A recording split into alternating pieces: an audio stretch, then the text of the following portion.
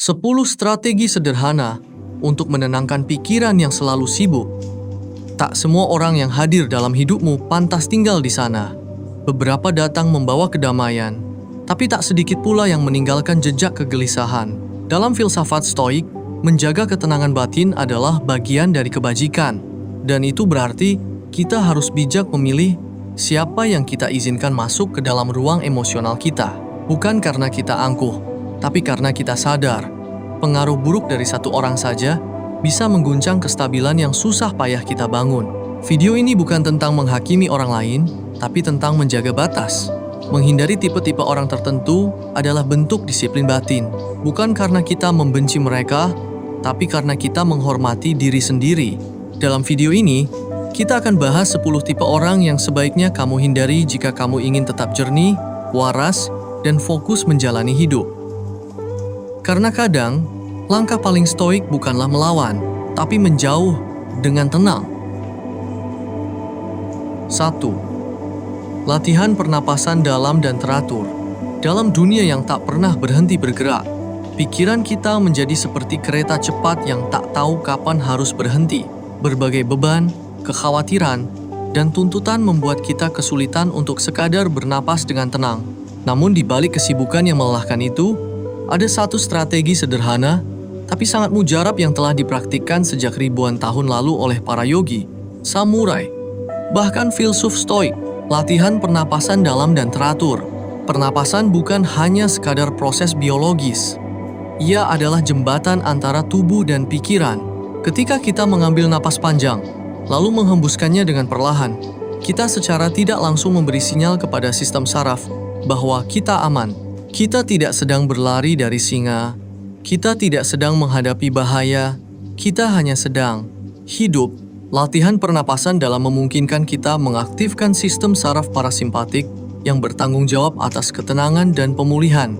Saat sistem ini aktif, detak jantung melambat, otot-otot yang tegang menjadi lebih rileks, dan pikiran yang kacau mulai menjernih.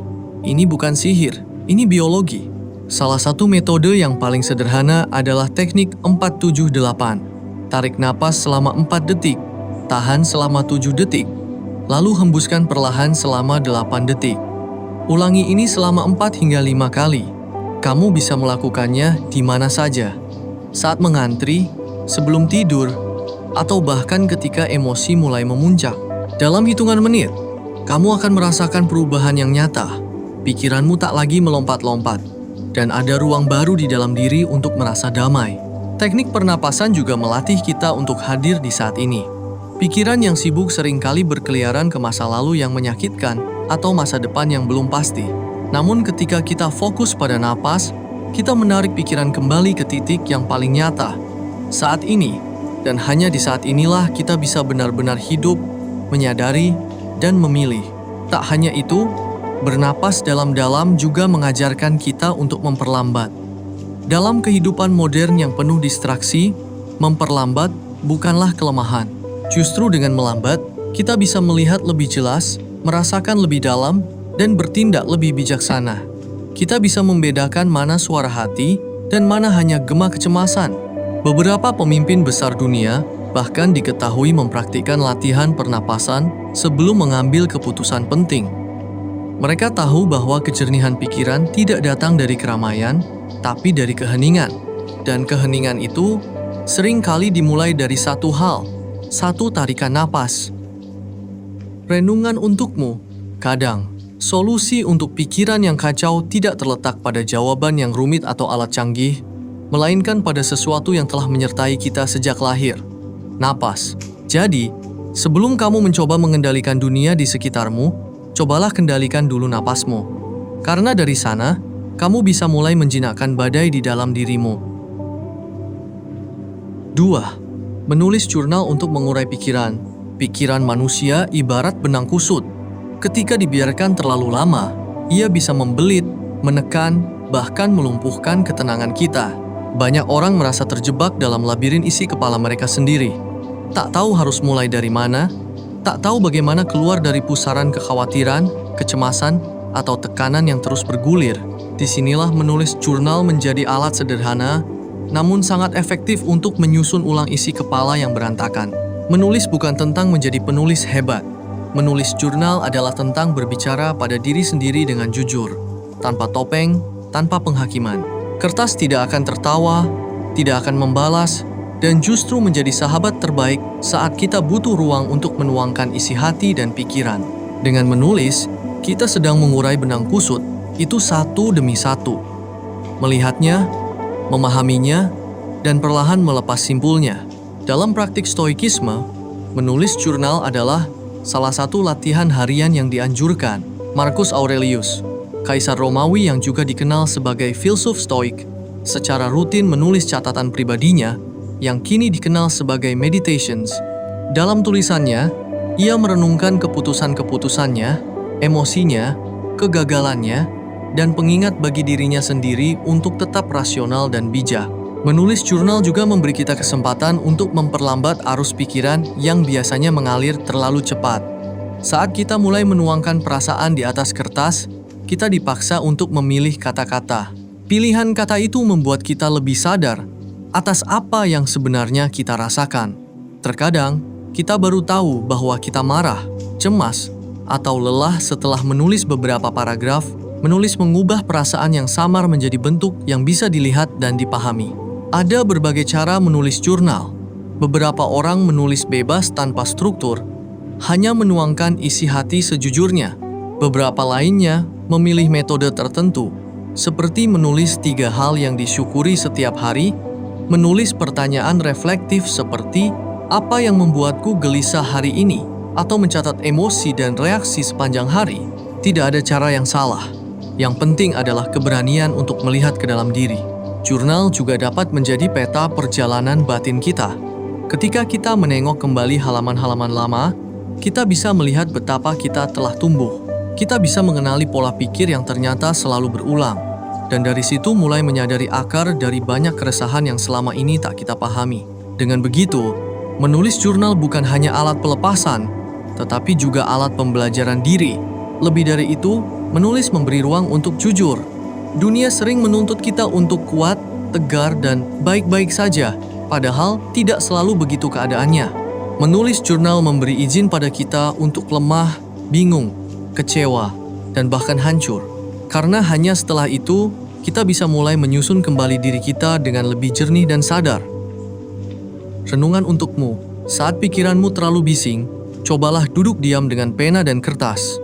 Tulis tanpa sensor, ungkapkan semua yang ada di dalam hati.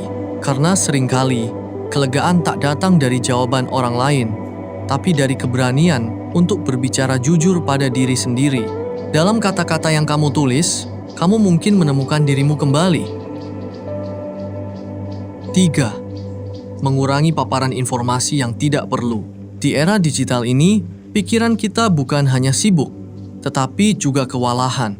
Setiap hari, tanpa kita sadari, kita membanjiri otak dengan ribuan informasi yang sebagian besar tidak kita perlukan. Mulai dari notifikasi yang tak henti berdenting, berita yang silih berganti, opini yang bertabrakan di media sosial, hingga konten-konten viral yang memaksa kita untuk terus update. Padahal, semakin banyak informasi yang masuk, semakin sempit ruang untuk ketenangan. Stoikisme, filsafat kuno yang sangat relevan untuk kehidupan modern, mengajarkan kita untuk membedakan antara hal-hal yang berada dalam kendali kita dan yang tidak. Informasi berlebih, terutama yang tidak relevan dengan hidup kita langsung, seringkali justru membuat kita merasa cemas, bingung, atau lelah secara mental. Mengetahui semua hal bukanlah bentuk kebijaksanaan. Justru, bijak adalah tahu apa yang perlu diketahui dan apa yang boleh dilewatkan. Pikiran manusia punya kapasitas terbatas. Ketika terlalu banyak informasi masuk, pikiran tidak sempat mencerna, menyaring, atau menenangkan diri. Ibarat rumah yang terus dijejali barang tanpa pernah dibersihkan, pada akhirnya ruangan mental kita menjadi sempit, sesak, dan kacau. Kita jadi mudah terdistraksi, kehilangan fokus, bahkan merasa cemas tanpa sebab yang jelas. Dalam jangka panjang, ini bukan hanya melelahkan, tapi juga bisa merusak kesehatan mental. Salah satu langkah praktis untuk menenangkan pikiran adalah diet informasi. Artinya, kita mulai sadar dan selektif terhadap informasi yang kita konsumsi. Kita berhenti mengakses berita setiap jam, membatasi waktu di media sosial, dan mulai bertanya pada diri sendiri, apakah informasi ini benar-benar berguna untuk hidupku saat ini? Hal ini bukan berarti menutup diri dari dunia luar. Justru sebaliknya, dengan menyaring informasi, kita bisa fokus pada hal-hal yang benar-benar penting, relasi yang nyata, pekerjaan yang berarti, waktu bersama keluarga, atau bahkan sekadar menikmati momen dengan diri sendiri tanpa gangguan. Informasi yang sehat adalah yang membantu kita bertumbuh, bukan yang membuat kita panik, iri, atau kelelahan. Teknologi seharusnya menjadi alat, bukan penguasa. Kita bisa mengatur notifikasi, menghapus aplikasi yang tidak bermanfaat, atau membuat waktu khusus untuk online, agar pikiran kita tidak terus-menerus terjaga oleh stimulus dari luar. Selain itu, membiasakan diri untuk membaca buku atau konten berkualitas secara perlahan juga bisa menjadi pengganti yang jauh lebih menenangkan daripada scroll tanpa arah di media sosial. Bayangkan jika setiap pagi kita tidak langsung membuka ponsel, tapi justru duduk tenang sambil menarik napas dalam. Atau setiap malam sebelum tidur, kita tidak dicekoki berita negatif, tapi menuliskan 3 hal yang kita syukuri. Ketenangan bukanlah sesuatu yang muncul secara ajaib. Ia harus diciptakan. Dan salah satu cara paling efektif adalah dengan meminimalkan kebisingan yang tidak perlu. Renungan untukmu. Ketika hidup terasa terlalu berat, mungkin bukan karena kamu lemah, tapi karena kamu membawa terlalu banyak hal yang sebenarnya tidak perlu. Kurangi paparan. Pilah informasi.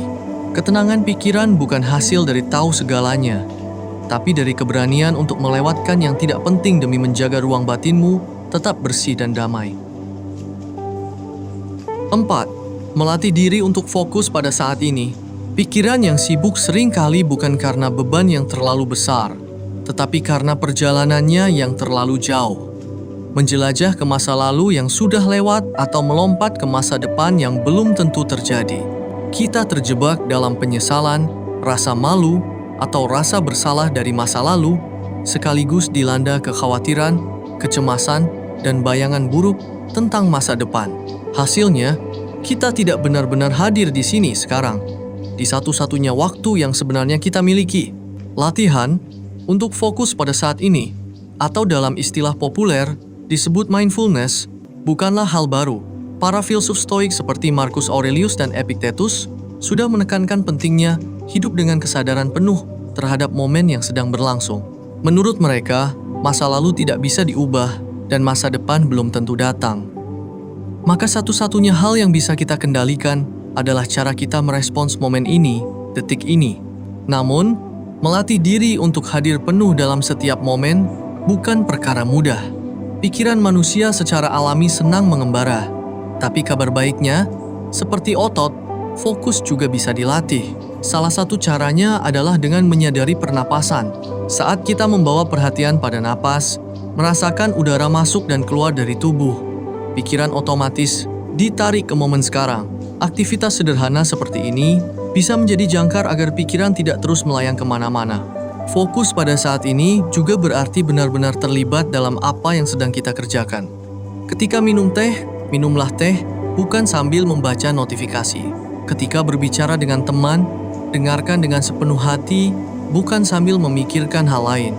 Latihan seperti ini memberi ruang bagi ketenangan untuk masuk, karena kita tidak sedang menjalani 2 atau 3 hal sekaligus. Kita tidak menumpuk beban, tetapi menyelesaikan satu persatu dengan penuh kesadaran. Cara lain yang bisa membantu adalah dengan menyederhanakan hari kita.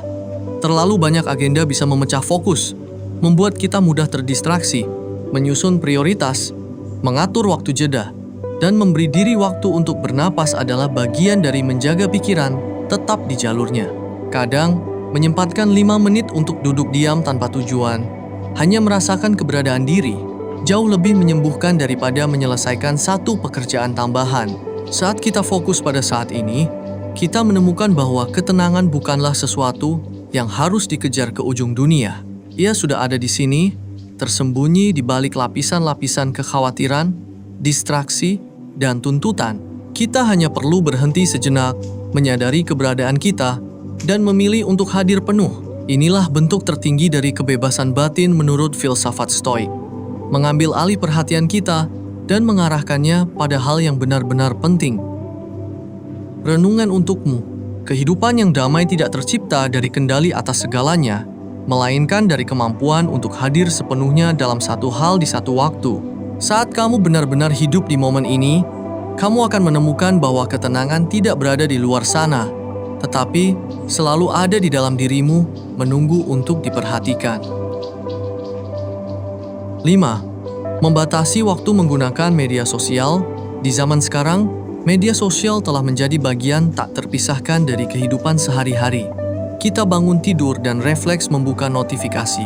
Di sela aktivitas, kita scroll tanpa sadar, dan sebelum tidur, kita kembali tenggelam dalam dunia digital yang tak ada habisnya. Dari luar, tampaknya biasa saja.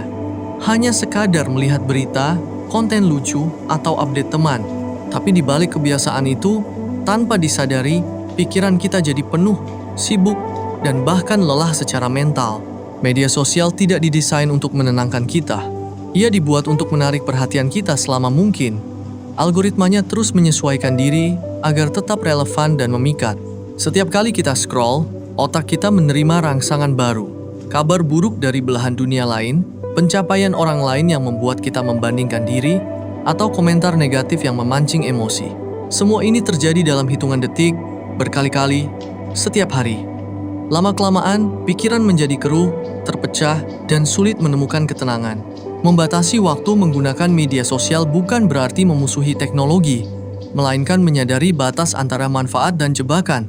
Dalam konteks stoikisme, ini adalah bagian dari disiplin of assent, kemampuan untuk menyaring apa yang layak mendapat perhatian.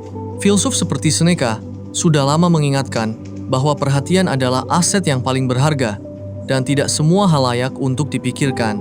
Salah satu cara paling sederhana untuk memulai adalah dengan menetapkan jam offline. Misalnya, tidak menyentuh media sosial 1 jam setelah bangun tidur dan 1 jam sebelum tidur. Waktu-waktu ini sangat penting karena menentukan kualitas pikiran kita saat memulai dan mengakhiri hari. Jika pagi kita langsung disambut berita negatif atau perbandingan hidup orang lain, maka energi kita sudah terkuras sejak awal. Begitu pula jika sebelum tidur, pikiran masih dirakuni oleh hal-hal yang sebenarnya tidak penting. Selain itu, penggunaan fitur seperti screen time limiter, notifikasi hanya untuk hal penting, atau bahkan menghapus aplikasi yang paling menyita perhatian bisa sangat membantu. Kita perlu mengembalikan kendali. Jangan biarkan algoritma menentukan suasana hati kita. Ingat, setiap kali kita membuka media sosial secara impulsif, kita mengorbankan momen hening yang seharusnya bisa diisi untuk refleksi, perenungan, atau sekadar bernapas dengan tenang. Melatih diri untuk membatasi waktu dengan media sosial juga memberi ruang bagi hal-hal nyata dalam hidup. Kita bisa lebih hadir dalam percakapan, lebih menikmati waktu bersama diri sendiri, dan lebih mampu mengenali apa yang sebenarnya kita pikirkan dan rasakan. Dalam ruang sunyi itulah ketenangan tumbuh, karena tanpa disadari, seringkali pikiran kita sibuk bukan karena pekerjaan atau tanggung jawab, melainkan karena terlalu banyak informasi yang tak perlu berseliweran di kepala.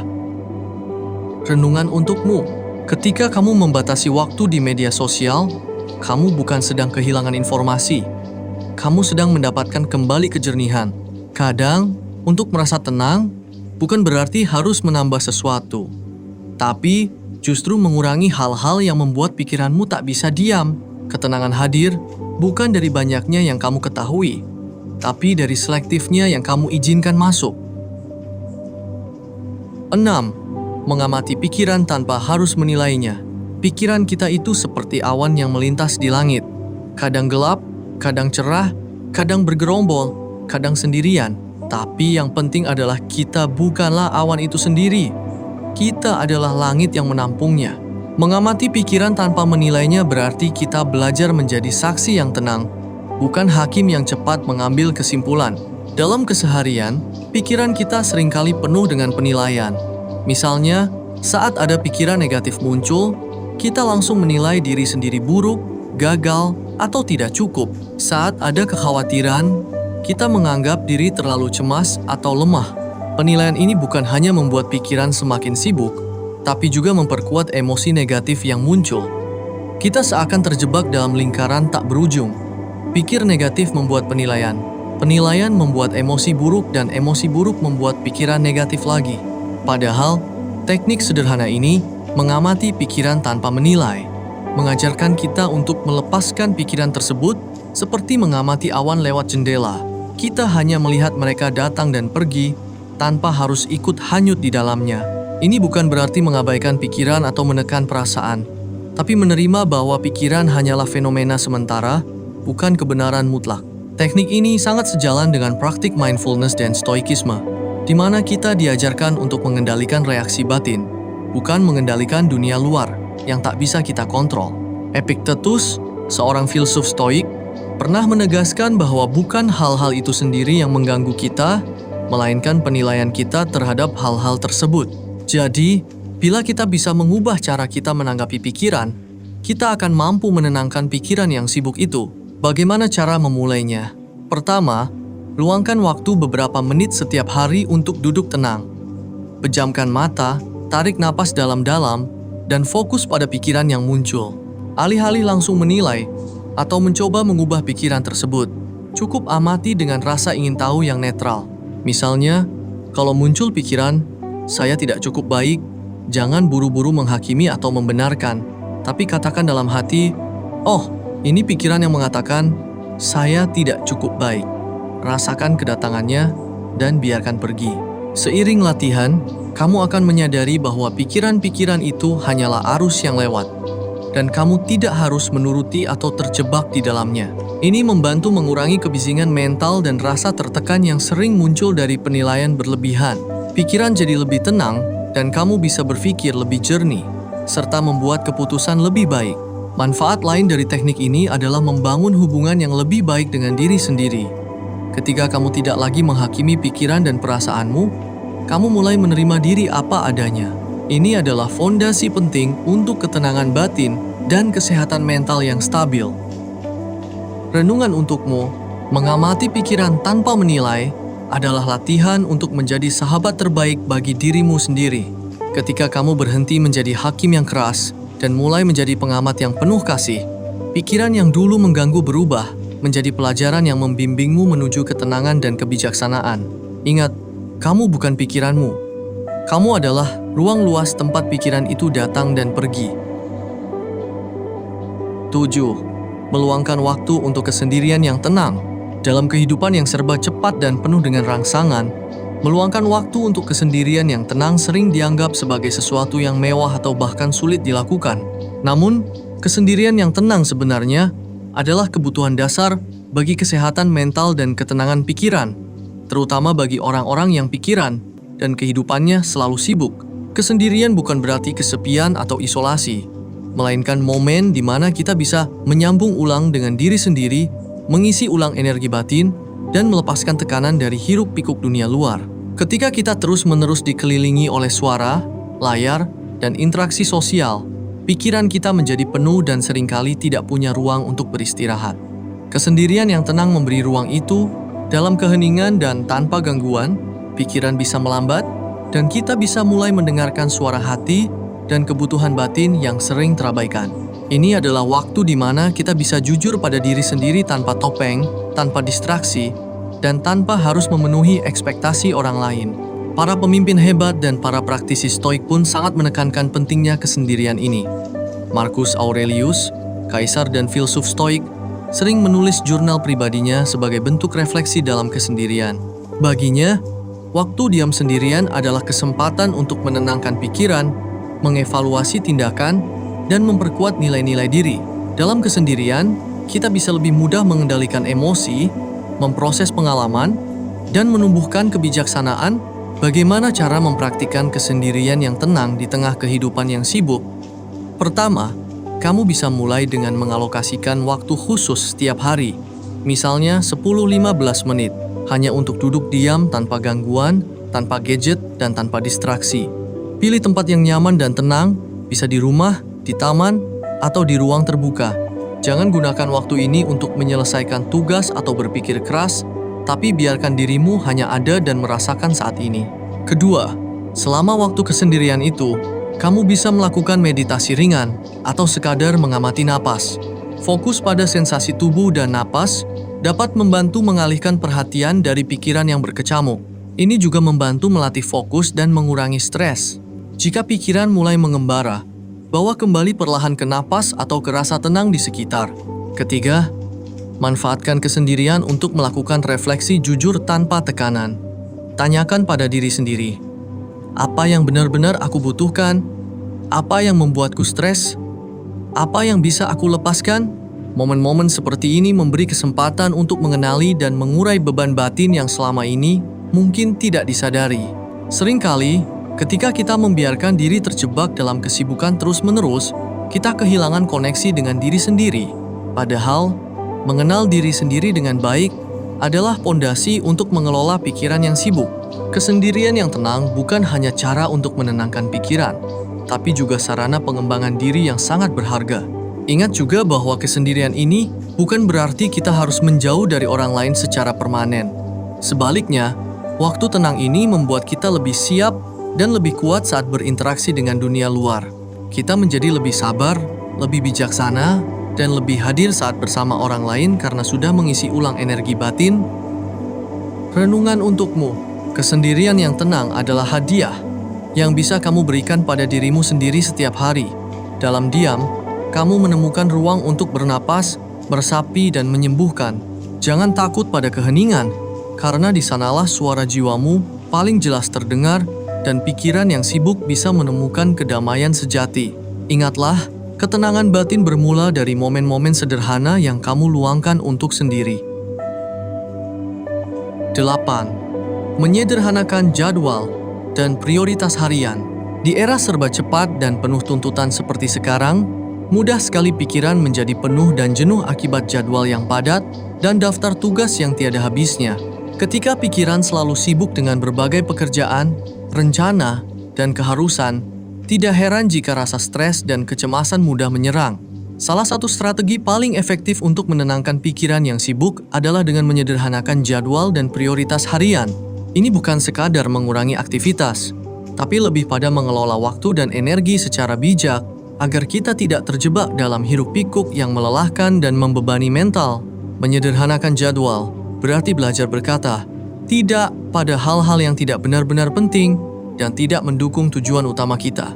Hal ini membutuhkan keberanian dan kesadaran diri yang tinggi, karena kita seringkali terjebak dalam kebiasaan memenuhi ekspektasi orang lain, takut kehilangan peluang, atau merasa harus selalu produktif. Padahal, semua itu bisa membuat kita kehilangan fokus dan akhirnya menimbulkan kelelahan mental. Salah satu cara praktis untuk menyederhanakan jadwal adalah dengan membuat daftar prioritas yang jelas dan realistis.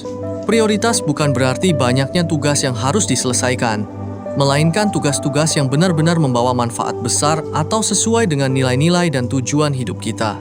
Misalnya, daripada mencoba melakukan segalanya dalam sehari, lebih baik fokus pada 3 hal utama yang memiliki dampak terbesar. Ini membantu mengurangi tekanan karena tidak lagi merasa harus menyelesaikan tumpukan pekerjaan sekaligus. Menerapkan prinsip ini juga berarti kita harus lebih selektif dalam menerima undangan, permintaan, atau proyek baru. Apakah hal itu benar-benar penting? Apakah bisa ditunda? Apakah ada orang lain yang bisa membantu? Dengan membiasakan diri mempertanyakan hal-hal ini, kita bisa menghindari overcommitment yang membuat pikiran semakin penuh dan sibuk. Menyederhanakan prioritas juga berkaitan dengan mengelola energi, bukan hanya waktu. Ada kalanya kita sudah punya jadwal yang padat, tapi dengan menyusun waktu istirahat yang cukup dan waktu untuk diri sendiri, kualitas hidup dan ketenangan pikiran tetap bisa terjaga. Jangan lupa, produktivitas yang tinggi bukan berarti harus mengorbankan kesehatan mental dan emosional. Para pemimpin hebat dan tokoh stoik juga mengajarkan pentingnya hidup sederhana dan fokus pada apa yang esensial. Seneca pernah mengatakan bahwa hidup yang sibuk bukan berarti hidup yang baik, melainkan hidup yang penuh dengan gangguan dan hal-hal yang tidak berarti. Jadi, menyederhanakan hidup bukan hanya soal mengurangi beban fisik, tapi juga membebaskan pikiran dari keruwetan yang tidak perlu. Dalam praktik sehari-hari, kamu bisa mulai dengan mengevaluasi jadwal mingguan dan menuliskan semua kegiatan yang biasa dilakukan. Setelah itu, tandai mana yang benar-benar penting dan mana yang bisa dikurangi atau dihilangkan. Kemudian, buat rencana harian yang realistis dengan prioritas utama sebagai fokus utama. Sisihkan waktu khusus untuk istirahat dan kesendirian, sehingga pikiran bisa benar-benar rileks dan tidak terbebani. Ketika jadwal sudah lebih sederhana dan prioritas lebih jelas, maka pikiran akan lebih tenang karena tidak perlu berpikir keras tentang apa lagi yang harus dikerjakan atau bagaimana cara menyelesaikan semua tugas. Kamu juga akan lebih mudah mengendalikan stres dan merasa lebih puas dengan apa yang sudah dicapai setiap hari. Renungan untukmu. Pikiran yang tenang lahir dari hidup yang sederhana dan teratur. Menyederhanakan jadwal dan prioritas bukan berarti mengurangi ambisi, melainkan memberi ruang bagi fokus dan energi untuk hal-hal yang benar-benar bermakna.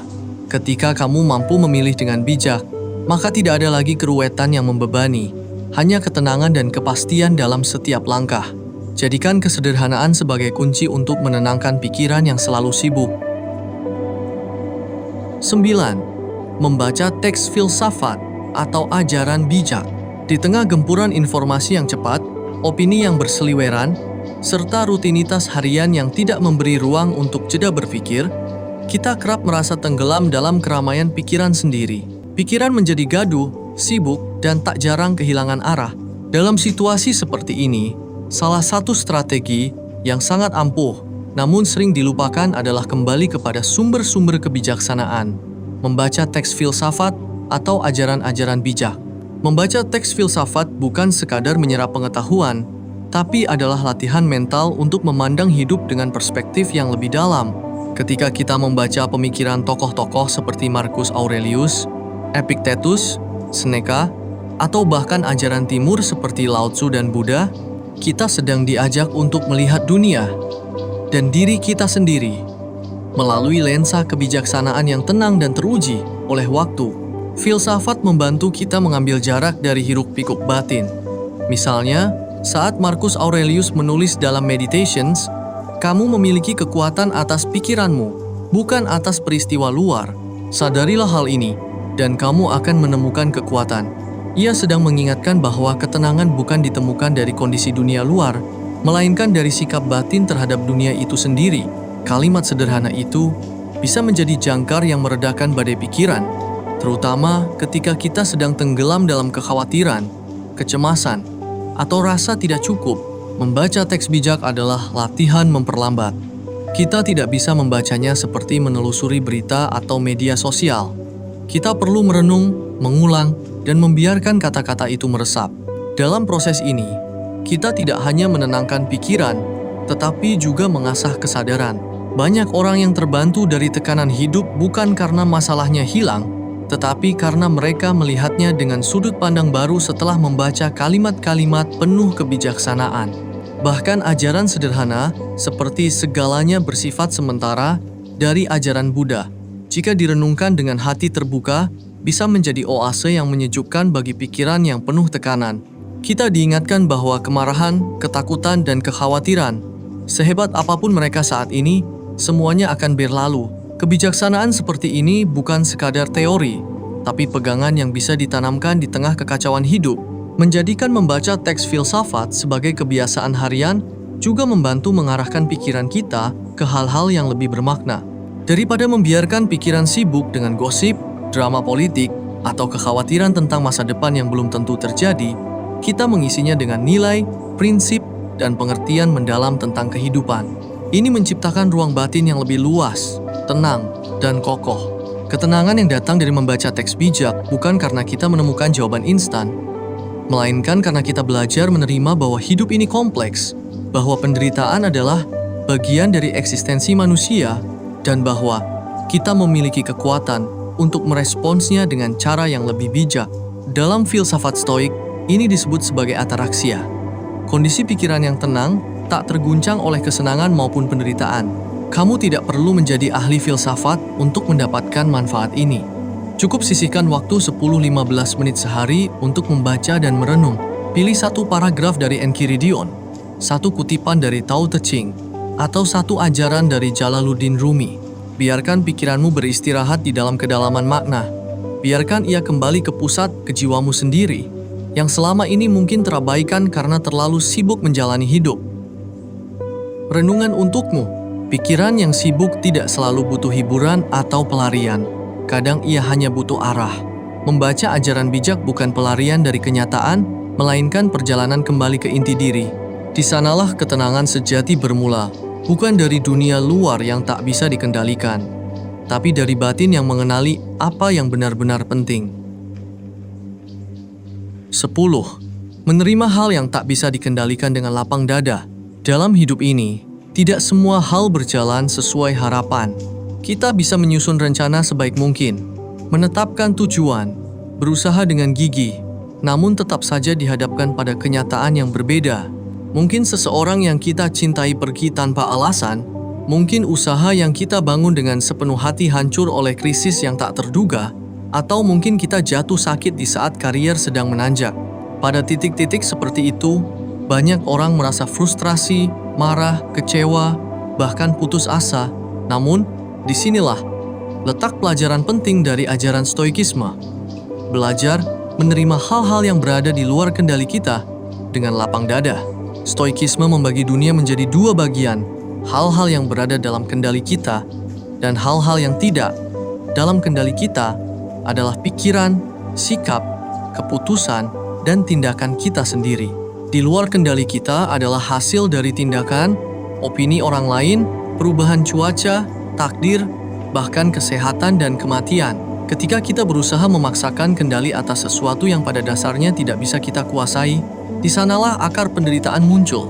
Kita bertarung dengan realitas, dan dalam pertarungan itu, kita hampir selalu kalah. Menerima bukan berarti menyerah. Ini bukan soal pasrah buta, tetapi tentang pengakuan yang jujur bahwa hidup punya hukum dan iramanya sendiri. Ketika kita menerima hal yang tidak bisa kita ubah, kita sedang membebaskan energi dari upaya sia-sia dan mengarahkannya ke dalam hal-hal yang benar-benar bisa kita kelola. Respon kita, sikap kita, dan cara kita menjalani hidup setelahnya. Filsuf Epictetus pernah berkata, "Jangan berharap agar peristiwa terjadi seperti yang kamu inginkan, tetapi terimalah peristiwa sebagaimana adanya. Maka hidupmu akan berjalan tenang." Ini bukan ajaran fatalistik, melainkan ajakan untuk berdamai dengan kenyataan. Karena justru dalam penerimaan, kita menemukan ketenangan. Kita berhenti bertarung melawan angin dan mulai belajar menyesuaikan layar agar bisa tetap berlayar meski badai menghadang. Orang-orang yang hidup dengan prinsip ini tidak mudah goyah. Mereka tidak terombang-ambing oleh hasil akhir atau perlakuan orang lain. Ketika ditolak, mereka tidak tenggelam dalam rasa rendah diri. Ketika gagal, mereka tidak hancur oleh rasa malu. Sebaliknya, mereka melihat setiap kejadian sebagai bagian dari perjalanan yang lebih besar, sebagai pelajaran, sebagai pengingat akan keterbatasan diri, dan sekaligus panggilan untuk memperkuat ketabahan. Sikap lapang dada bukan hanya membuat pikiran kita lebih tenang, tetapi juga menjadikan kita pribadi yang lebih fleksibel dan tangguh. Kita tidak lagi terpaku pada seharusnya, tetapi mampu menerima yang terjadi. Dalam dunia yang terus berubah, fleksibilitas batin adalah kekuatan utama. Tanpa penerimaan, kita menjadi korban dari harapan-harapan kita sendiri. Dengan penerimaan, kita menjelma menjadi kapten dari perahu kita sendiri. Walau angin tak selalu berpihak, tentu menerapkan ini tidak mudah. Membutuhkan latihan, kesabaran, dan kesadaran diri yang konsisten. Tapi semakin sering kita melatih diri untuk berkata, "Ini di luar kendaliku, dan aku menerimanya," semakin kuat pula fondasi ketenangan dalam batin kita. Kita tidak lagi dikuasai oleh rasa takut atau kecewa, tapi justru tumbuh dalam keheningan yang dewasa dan bijaksana. Renungan untukmu, ketenangan bukanlah hasil dari kehidupan yang selalu berjalan mulus, melainkan dari hati yang bersedia menerima kenyataan apa adanya. Dalam penerimaan, kita menemukan kekuatan sejati, bukan untuk mengubah dunia, tetapi untuk mengubah diri sendiri agar bisa menghadapinya dengan tenang.